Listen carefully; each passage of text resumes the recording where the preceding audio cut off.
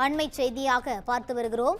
தஞ்சை மருத்துவக் கல்லூரி மருத்துவமனையில் புற்றுநோய் சிகிச்சைக்காக வந்த நோயாளியிடம் செவிலியர் ஒருவர் அலட்சியமாக நடந்து கொண்டார். இது தொடர்பான வீடியோ சமூக வலைதளங்களில் வேகமாக பரவி பலரும் தங்களது கண்டனத்தை பதிவு செய்தனர். இந்நிலையில் செவிலியர் பணிநீக்கம் செய்யப்பட்டுள்ளார்.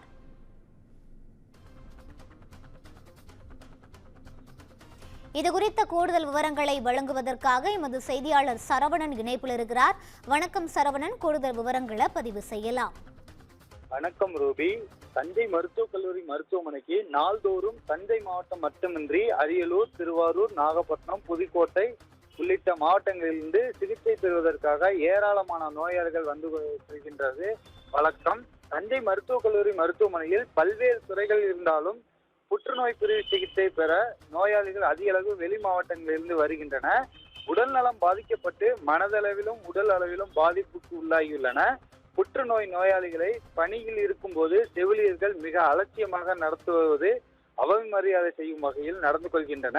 அதோடு மட்டுமல்லாமல் நோயாளிகளிடம் கடுமையான வார்த்தைகளும் பயன்படுத்தி வருகின்றன.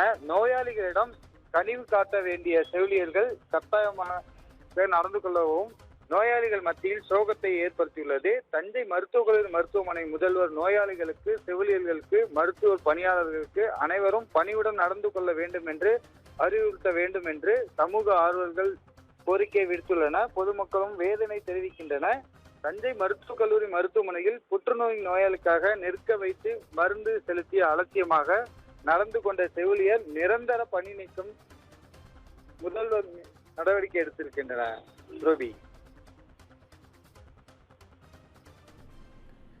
விவரங்களை வழங்கியமைக்கு நன்றி சரவணன்.